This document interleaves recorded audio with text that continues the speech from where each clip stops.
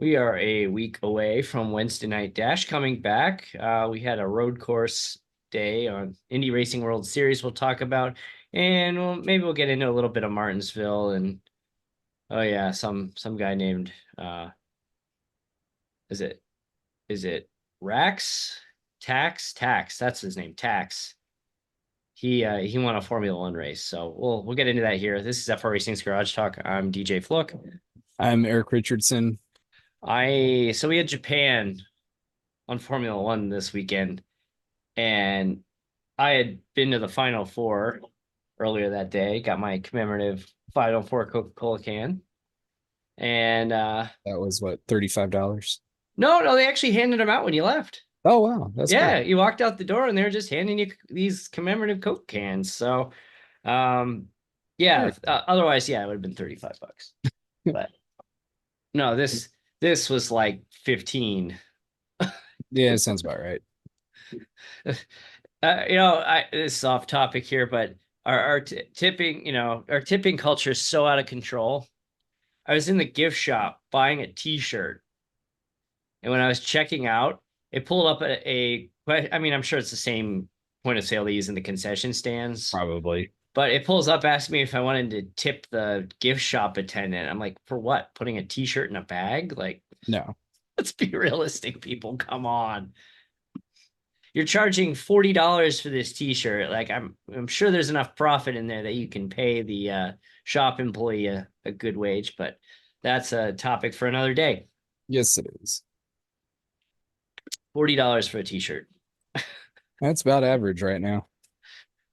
Anyway, yeah. So I got home and I put the Japan Grand Prix on, and I struggled to stay awake because not only was it pretty boring, it was late and I was exhausted from the Final Four. So we No, had I actually enjoyed that race. maybe if I would have been more aware, like awake and aware when I watched it, I might have enjoyed it. But I was getting tired at the end, but then again, I'm East Coast and it was yeah, it just was three probably about o'clock. So 3 I'm like, a.m. oh my gosh, I'm tired. But I actually enjoyed it.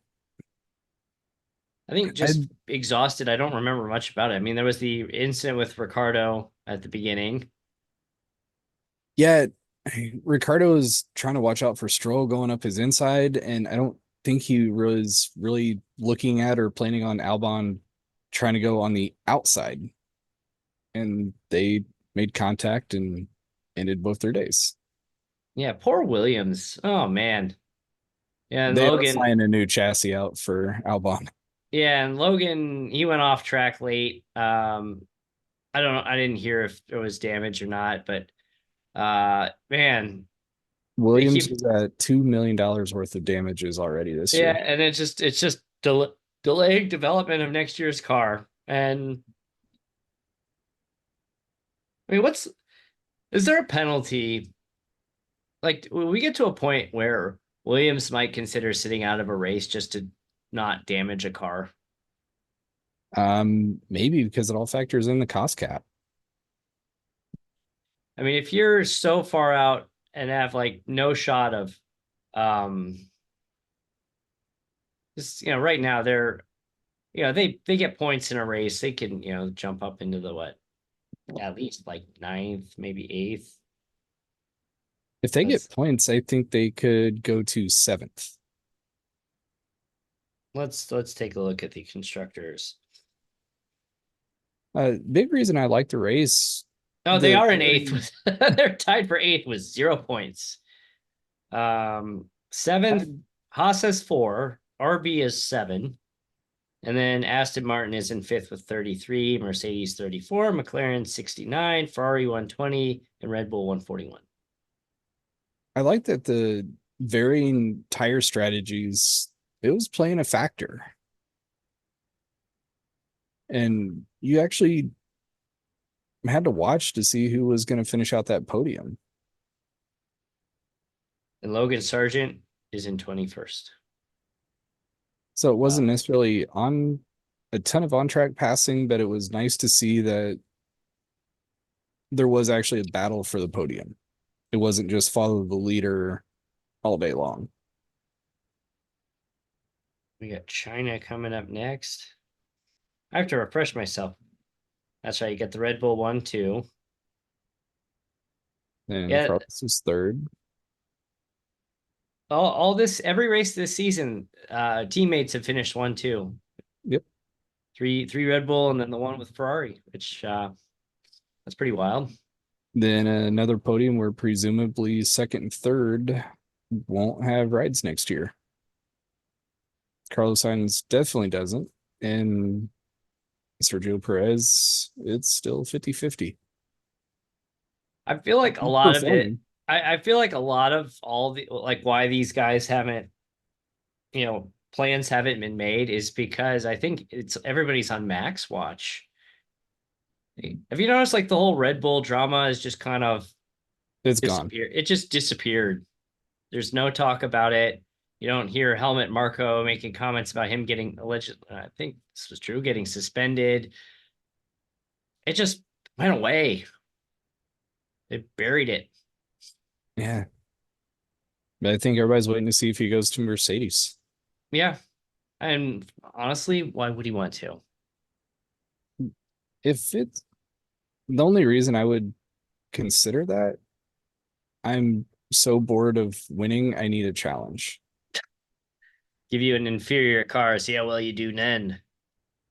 I mean, if we look at it, it seems like he has more fun doing iRacing than the races. He does. And He he's has doing it on fun and he's sim doing it on racing. controllers instead of the race. It's yeah, I think he's having more fun iRacing in his spare time than he is in Formula One at the moment. I I think you're think there's absolutely right. almost a level of boredom that he's experiencing where he's driving around the track, actually watching the video boards.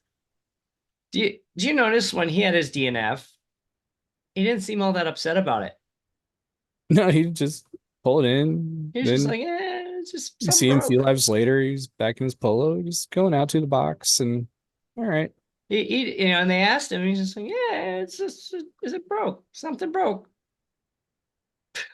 I think he knows that it's he's just gonna keep running, he's gonna win, and the confidence he's giving right now is just amazing at any level of sport.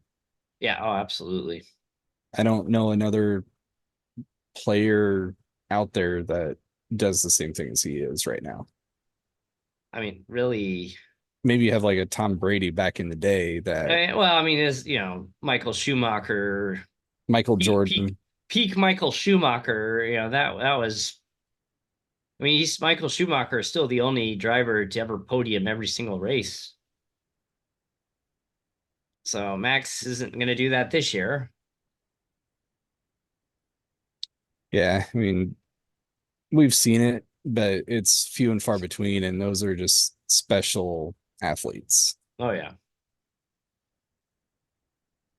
I did see something on Schumacher. I mean, you hear these reports, and yeah, obviously the family's been very secretive since his accident, and I saw a report that he's doing okay. Some people have been allowed to see him, some close family friends have been allowed to see him, and he's obviously impacted by the injury. I don't think that's a surprise to anybody, but it sounds like he's doing a little bit better. So maybe one day he'll reemerge into public again. I doubt it. I It'd be fun to see. He was one of my favorite Oh drivers yeah. growing up watching Formula One. I mean, he's the reason I cared about Formula One ever in period. I mean, just that level of dominance is just. I mean, Max is matching it and is well on his way to surpassing it. But I mean, at that point, it was no one had ever seen anything like that. And then, and then Lewis Hamilton comes along now, Max, but we got China coming up, first time since COVID. Yeah, what 2019 was the last time you raced there? It'll be interesting because how many of these drivers have actually raced on that circuit? Well, it can't be that many. Some of them been in less time than that, or they've only run it Mm, once. Lando was around. Yeah. Some have, some haven't. I mean, it's like Logan, Piastri. Sonoda's probably not been Probably there. not Sonoda. Guan Guan, Yu. he's maybe run it being home Well, country, I mean, not. I'm sure he's run it, but but not in not in a Formula Formula One. One. Right, right. Lance Stroll's been around a lot longer than so is Sergio Perez. Hasn't he been in Formula One for over a decade? It's been quite a while, wasn't he? I With want to. AlphaTauri Yeah, at well, one he was with I forget who it or was, but no, Toro Rosso, I think. yeah, he was in Sauber, McLaren, Force India, and then the That's what I'm thinking. Racing Point.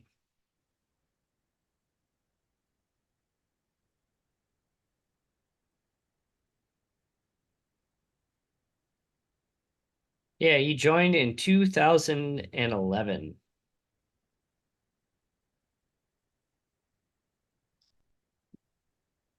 Force India. That's a name I haven't heard in a while. Did you watch any of the Martinsville race? I did not. I I caught was I caught a little actually bit of on the the end. road traveling, so I just I just as a Hendrick anniversary, was it 40 years of their first win? yep. And They're they're like, driving the Ruby Reds. yeah, and the inspiration for Days of Thunder, more or less. The team that's basically had no sponsor and was about out of money, and then that changed Rick Hendrick's fortunes. And and then Hendrick goes 1, 2, 3, which has never happened at Martinsville before with the same team going 1, 2, 3. And Alex Bowman was eighth. Like we forget, like he had a top 10 finish, but he 1, 2, 3 for Hendrick on Sunday, and Rowan um, Byron pulling the win. Number what, 3 on the year already. there's so much hate on social media over it too. That this just became a Hendrick love fest on Fox. Oh, this was rigged so Hendrick can win. Yeah, who knows? Maybe it was, maybe it wasn't. They still got to keep the cars moving fast for that long. I mean, it's hard to rig racing as a whole. Like individual cars can be rigged. You get oops, I broke this part. I put a broken brake rotor on this car. Oops, that Oops, I thing. got rear-ended after the checkered flag. Yeah, I got rear-ended after the checkered flag. Things like that can happen. But like, oh, this yellow flag, that you know, you have this guy go into the wall, or where was that a couple weeks ago where like Kyle Busch brushed the wall? It was Richmond, brushes the wall, and they throw a caution for that. And One of my favorites, I think it was a long time ago now, that a driver actually throws a water bottle out on the track and gets a caution flag. Robbie Gordon did something like that like 15 years ago. Maybe that's the one I'm thinking of. Yeah, it wasn't. I forget what it was, but something came out of his window, and yeah, they threw the caution and they showed him the clip. They said something came off your car, and he looked at it and was like, I don't see anything. Oh, the good old But yeah, days. he got in a lot of trouble for that. Yeah, he Yeah, threw. you just do Yeah, that. he just had like a piece of like foam or something from the inside that it just kind of just through the net. Oh, Robbie Gordon, that guy was something else, wasn't he? Oh yeah. Still remember watching I think it was a Bristol race. Gordon and Rusty Wallace were next to each other. They're on a straight and they're showing a rear shot into Wallace's car and you see him turn right. It's like you're on the front stretch turning right and then a car goes sideways. I wonder. Yeah, I got loose. Don't Yeah, have NASCAR anymore. I love those throwback Rusty Wallace cars, the Miller Lite, the blue and white, the Miller Time cars that he used to drive. Oh, those were such good cars. It's a bummer, and Brad Keselowski had that for a while, and uh, It's yeah, crazy to see the sponsors that have come and go from the series. Eminem left after a really, really long time. Miller left.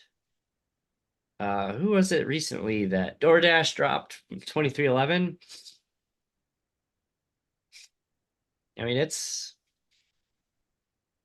I love the obscure sponsors. I forget what it might have been Sports Center or something like that years ago. Like this has been in the 90s. And when they would do like they show the recap of the NASCAR race, they'd like try to find like the most obscure sponsor they could find on a car. And it's like, oh, here's Jeff Gordon in the DuPont car. Oh, Dale, in the GM Goodwrench car. And here's Bob's Garage Door Openers of Martinsville. That's one thing. I liked when the Jim, cars were the same week after week, Jim's unless it was Septic a Tank special Cleaners. race. It's so hard to follow when the cars are constantly changing. I mean, okay, Formula One takes it to the opposite extreme, where you have two of the exact same car, and the only way you can tell a difference on the Mercedes is because George has the blue and Lewis has the neon green. Uh, but otherwise, it's just like you You gotta get like look at the some, helmet. they have a new, can't even call it a paint job anymore. They have a new wrap every single week. Say, wait, which car is this? Well, that's the thing is that when you're painting those cars, you're not repainting them every week. When you're putting a wrap on, that doesn't take I mean, obviously, it doesn't take nearly as long to put a wrap on the car. I guess changing world too, got to have more sponsors to But pay the bills. well, and that's the other thing too is you're not having full season sponsors anymore in NASCAR. Yeah, You're there's very committing, few. yeah, you're committing to, your 10, 20 races and you pay your premiums for your Daytonas, your Coca-Cola 600s, the championship four, that, you pay those premiums, but, um, yeah, I mean, there's a reason why, Joey Logano has the Pennzoil car, and then now he's doing, this week he had the Hunt brothers, which Harvick had for a long time. But yeah, it makes it hard to follow. Just looking at it's like, oh, what are they driving this week? Yeah, if you don't follow on social media and see what they're doing, you'll show up to the track on Sunday and go, wait, where's the car at? I watched this clip earlier this week. It was Ray Evernham telling the story of the Jeff Gordon T-Rex car, the one that was like a full second faster than everyone else. Such a great car. And after the race, he gets called into the hauler, and Bill France like, uh, that car's not allowed. He goes, no, it's allowed. It's within rules. It passed inspection. He goes, well, it won't be tomorrow. And that was the end of Rexy. That's the thing. Is like early on, both Indy and NASCAR, you had that big towering figure kind of keeping, lack of a better word, kind of the iron fist, the dictator of the series. And Bill France is like what Bill says goes. You look at over on the indie side, you have the drama and the card and USAC drama in but Tony Holman was there keeping the peace. Like Tony Holman was the Bill France of indie racing. And all that fell apart after Tony died. And you could say similar things have happened, since Big Bill, Bill Francis passed. But yeah, it's not the same. You don't have that single guy in the trailer, going through a pack of cigarettes every couple of hours. But yeah, say this, yes, it was okay today. It won't be tomorrow. Well, they got what, Texas coming up next. Yeah. Be interesting to see how it goes. It All was this like shuffling of the schedule. You got Japan in the spring, you got Texas in April now. Um, but man, that weather last year for the Texas race was nasty. It was like 100 degrees and humid. yeah, they were slipping and sliding all over the place. And then you had somebody with an in-car thermometer and the in-car camera caught it at like 140 or something like that. Should be a little cooler this time. Yeah, just a little, but uh Texas. Fun set of races coming. Texas, Talladega, and then Dover. Oh yeah. Ooh, and then Indy had testing this week. Kyle Larson finished second in the in the test session. So good at driving. Oh, yeah, and Helps that he's with McLaren too. yeah, I mean a good ride obviously makes a difference, but I mean there's this guy is obviously probably all around talented. Like, you can get into into dirt racing and then jump into a stock car the next day or drive a, late model and then be back in his cup car on Sunday or jump in a truck on Friday. Like, you put him in, it's almost like, is he the best all around driver in the world right now? All around, like, you I think basically, right now, yes. yeah, like, I mean, Max obviously Formula One hands down. I think he would hold his own if he had a good quality ride on ovals and such, but He won't do it though. no. He loves NASCAR. He loves the concept of the Indy 500, but he said he is terrified of driving on ovals and that, cars should not be driving that fast in an oval environment. He's not wrong. No, he's not wrong. But yeah, I think Kyle Larson might be the best all-around driver in the world right now. That you could put him in a different style of racing and he's still going to be competitive, Mhm. regardless of what it is. Let him get a Formula One ride just once somewhere. I mean, they've done things like that before. Remember, it was Juan Pablo Montoya and Jeff Gordon in Indianapolis swapped cars for the day. Mhm. I'd love to see, when they come to the US for like Coda or something like that, Let send him Kyle jump in Larson down there and McLaren test. yeah, put him in the There, McLaren car. Let him run some laps in a McLaren car. what is it? They have to have 4 or 5 practice sessions every year where they put in their reserve or test drivers. Yeah.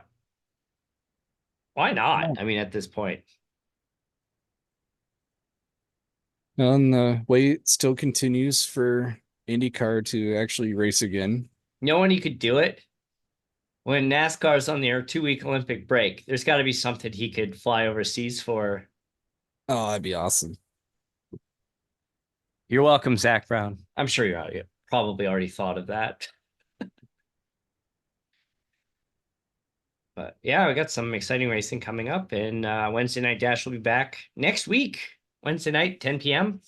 Got all new announcer. We've got a couple new drivers stepping in. A couple drivers have had to step out for various reasons. Um, life schedules happen. One driver might have to miss the season due to an injury unrelated to sim racing. But it's we're working on building that number back up and the entertainment. It's going to be good. We're going to be in trucks, and we're excited to be back on the truck again. Yeah, it should be a lot of fun. Starting off at Pocono. But And a hey, couple quick IndyCar notes. Was announced this week that Catherine Legge is going to be back yep, in again for the 500 with Dale Coyne. And then 2025 is going to have a brand new right, IndyCar team. yeah. IndyCar's like, yes, welcome, new team. Formula One, get out of here. No, we don't want you.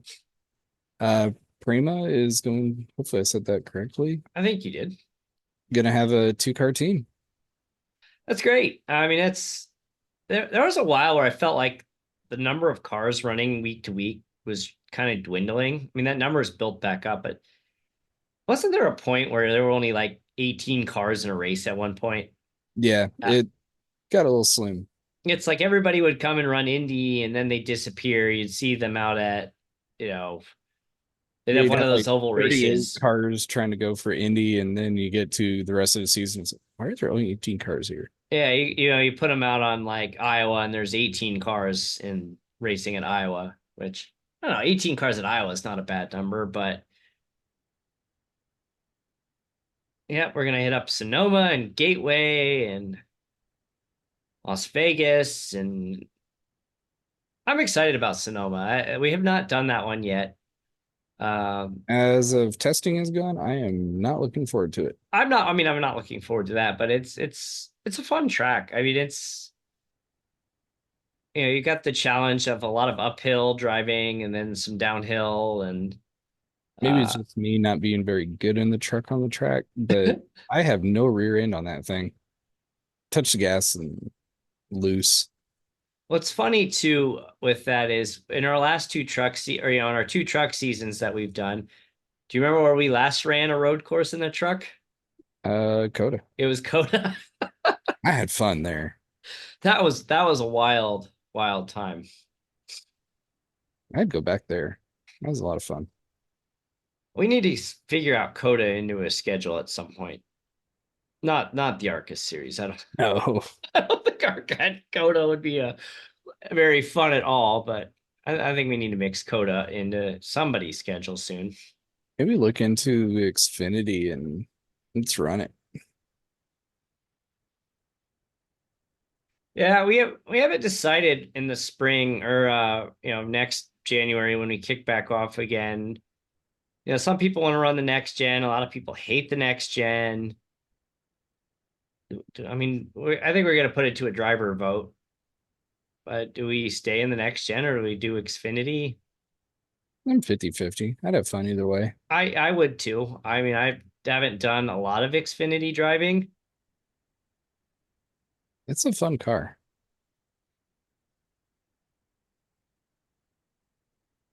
I actually thought about taking a Gen 6 out for a spin recently, and I didn't, but I think the next time I have a couple minutes, I think I'm going to take a Gen 6 out on an oval and just see how it differs from the next gen. Because I haven't touched a Gen 6 since probably 2021.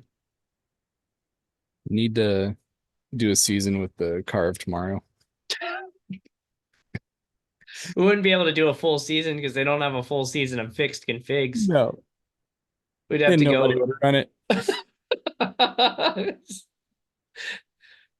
You just have to run Daytona, Talladega, and Bristol, and then cycle those out every 3 weeks. Should you imagine that if you just had a series of Daytona, Talladega, Bristol, Daytona, Talladega, Bristol? They almost have it with Draft Masters. Yeah, yeah. Throw Bristol in there. Could you imagine? I think everybody would want to kill each other by the end of that season if you cycle those three tracks in just over and over again. Yeah, we're not doing that. That Just to be that clear. that would be the quickest way to melt down your league and have everybody down each other's throats. Is putting the three tracks most likely to result in hothead behavior. Now, don't put it past us to run that once for our fun race in November, We still but haven't finalized that yet. we still got a few months.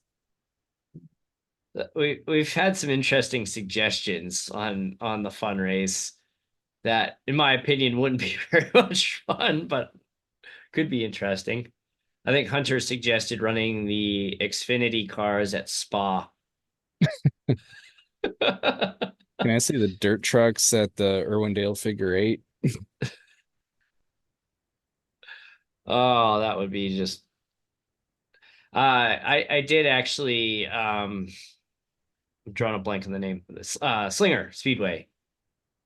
I did pick that up. That is wild.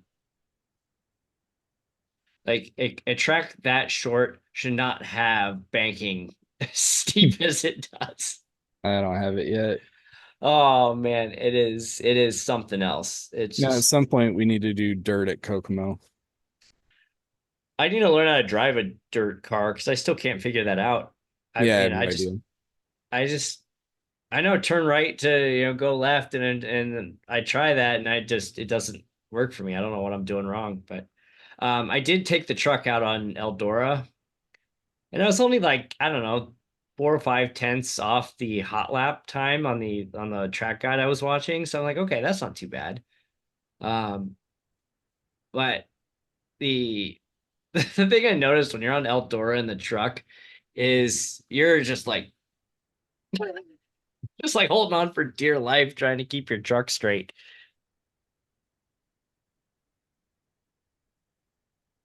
And we didn't touch on it yet.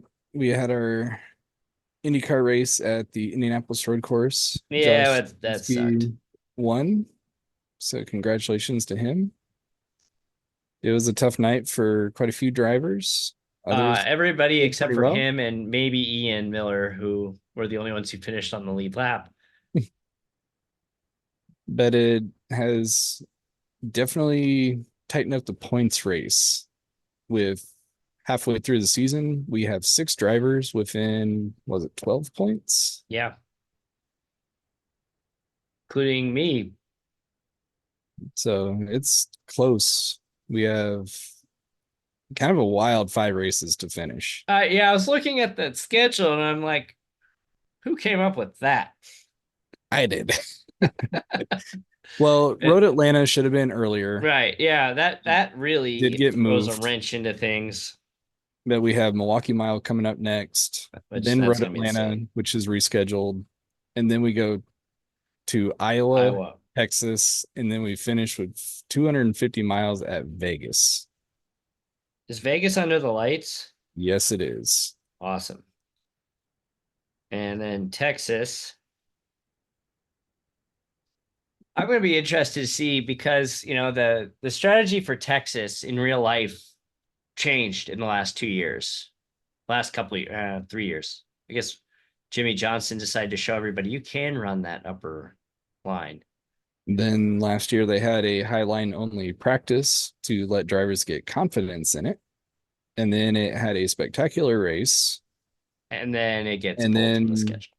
they lose it. But hey, we got Milwaukee out of the deal. So Then we and got and Nashville. and we got Nashville. So um yeah, funny how that works. We're all upset we lost an oval race, then we end up gaining because there's two in Milwaukee, isn't it? Or is it just one? I think I don't remember. It might be a double. Thought it was a double. I just had that schedule pulled up too. Iowa is still a double. Iowa is the double, yep. And David Malukas still will not be back. He must have really messed up his hand. Yeah, it's a double. August 31st, September 1st. Oh, the first race is on Peacock only.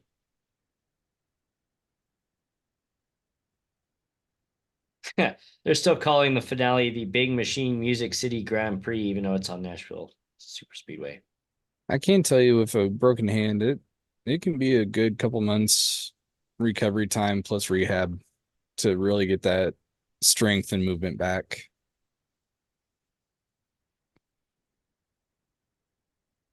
Yep, so we got 1, 2, 3, 4, 5, 6. Yeah, we got 7 oval races this year. I mean, 2 of them are doubles, but Long Beach Well, coming up. I wish Indy would do one of two things: move St. Pete closer to Long Beach or get another race in there. Well, the other thing You too hype up the is season and then you wait a month and a half for your next points paying race. the other thing that is wild to me is that April 21st you have Long Beach, but then April 28th you're going to Harbor in Birmingham.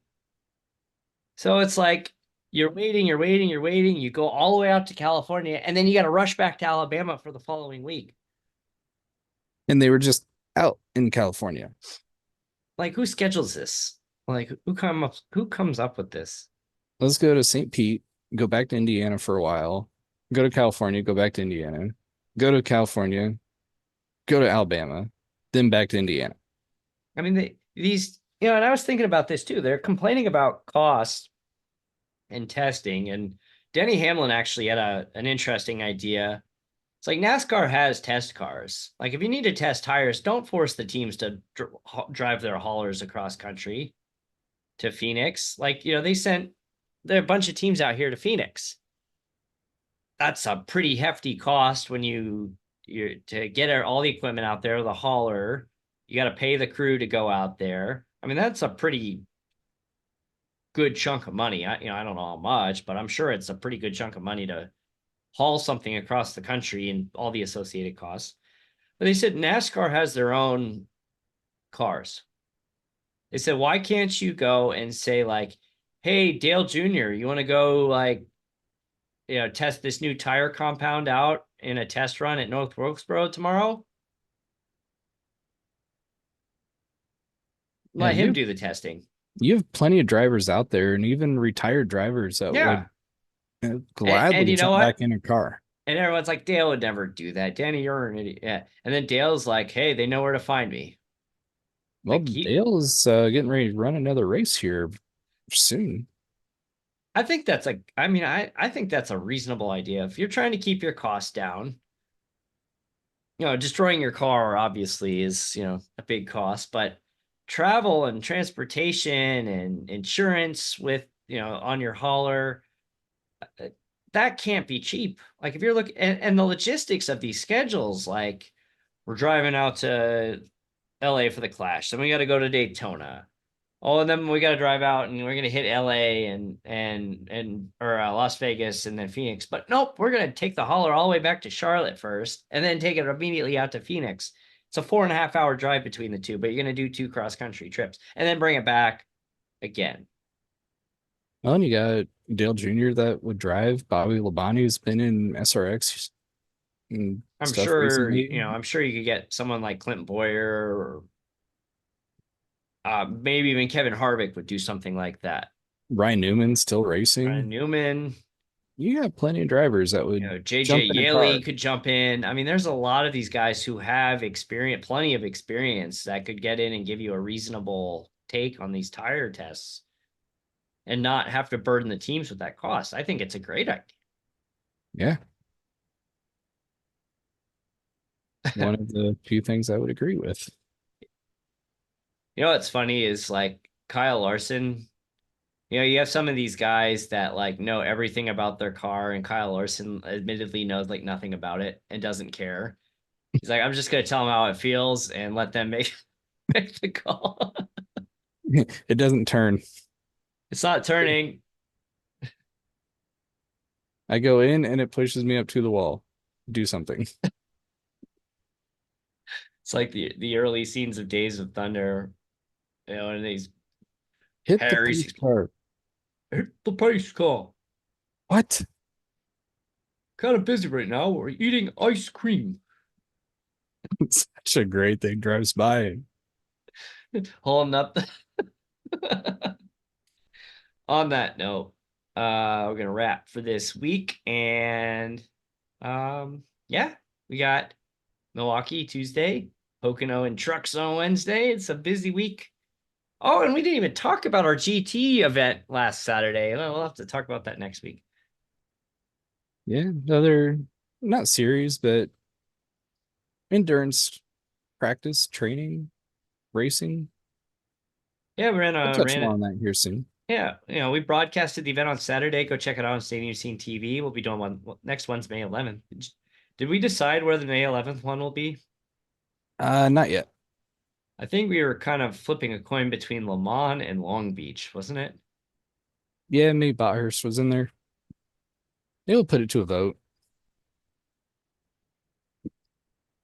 Yeah, we should get that finalized. But hey, we're treating those as community races. So if you want to come out and practice, some GT3s, GTP, LMP2, some of them will be GT3 only based on the iRacing event. Yep. We'll publish that schedule here soon. Jump in our Discord. The link's in the description of this podcast. It's in the video description. Just say, hey, I'm here for your GT community races. and we'll put you in the channel, and we'll post the information with the host races on the Saturdays and 9 a.m. Eastern time. Got an hour and a half. Come join us. It's fun. We'll broadcast it. Yeah, come on out. No points. You don't have to really commit to a league. Just come on out and get some practice in, and we're gonna treat it as a sprint style race. Yeah, some will be 45 minutes, some will be hour and a half. And those are getting set up for the 12 and 24-hour races. Get some seat time in. Yeah, an informal multi-class racing. No points, no fees. I'm the one doing the broadcasting, so I'm donating to the cause for that. So you get what you pay for with that.